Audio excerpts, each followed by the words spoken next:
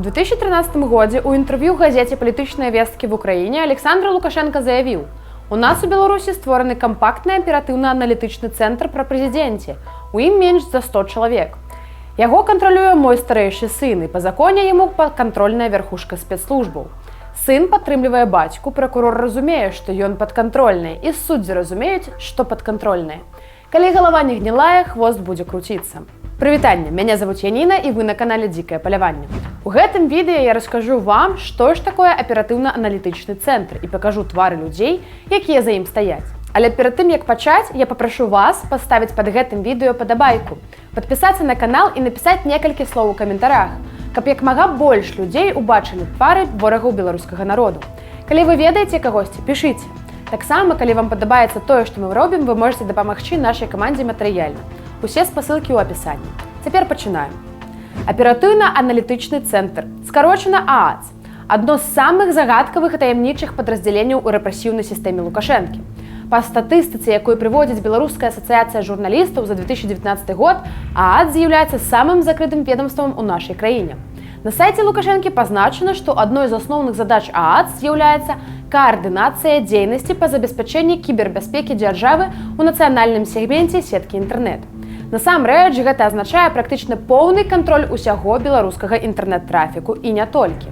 У 2021 годзе Лукашенко падпісаў закон, які дазваляе пры так званым узнікненні пагрозы нацнебяспекі адключаць электрасувязь. Паўнамоцтвы па кіраванні сеткай электрасувязі агульнага карыстання атрымаў ААЦ. Да ўсяго іншага менавіта ААЦ кантралюе даменную зону BY, што дазваляе ім блакаваць непажаданыя сайты, чым яны актыўна і займаюцца. Таксама на сумленні гэтага ведомства ляжыць адключэнне мабільнай сувязі і інтэрнэта падчас пратэстаў 2020 года.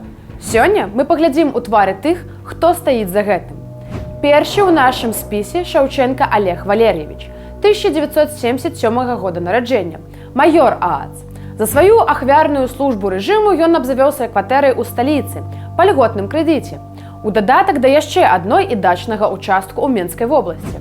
А вось гэты супрацоўнік ААЦ Макаренко Зміцер Мікалаевич, 1974 года нараджэння.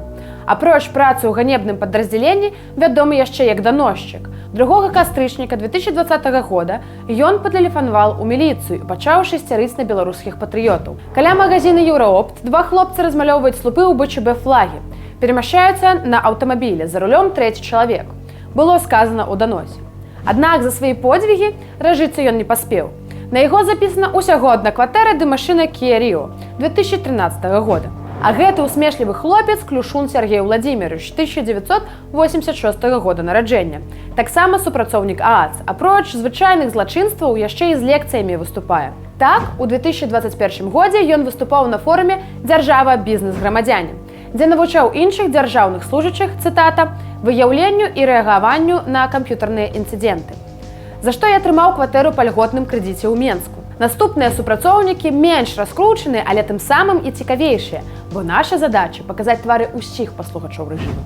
Маўчан Сергей Юрьевич, супрацоўнік ААЦ, 1982 года нараджэння, уладальнік кватэры ў Мінску і серабрыстай Kia Ceranto 2014 года. Русецкі Юрий Иванович, 1992 года нараджэння, супрацоўнік ААЦ. На яго запісана толькі адна кватэра ў Мінску. І апошні на сёння Цецянкоў Андрей Уладзімірович, 1989 года нараджэння, супрацоўнік ААЦ. Таксама адна кватэра ў сталіцы. На сёння гэта ўсё, але ў нашым распараджэнні ёсць дадзеныя яшчэ парачкі супрацоўніках гэтага звышсакрэтнага падраздзялення. Таму чакайце другой серыі. А зараз па традыцыі гісторыя. У 1920 годзе бальшавікі атакавалі Польшчу, на баку якой, дарэчы, тады ваявала шмат беларусаў. Камуністы падабраліся да Варшавы. Для сваёй камунікацыі яны выкарыстоўвалі тэлеграф. Паведамленні хітра шыфравалі, прама як у цяперашнім ААЦ.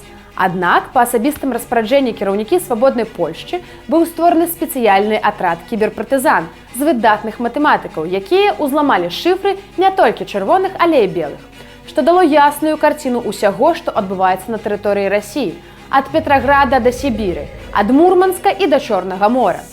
Гэта дазволіла сілам дабра правільна згрупавацца падчас абароны і выратаваць Еўропу ад чырвонай чумы.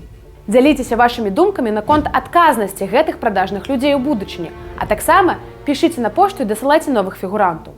З вами была Яніна, і гэта Дзікае паляванне. Да новых хуткіх сустрэч. Жыве Беларусь!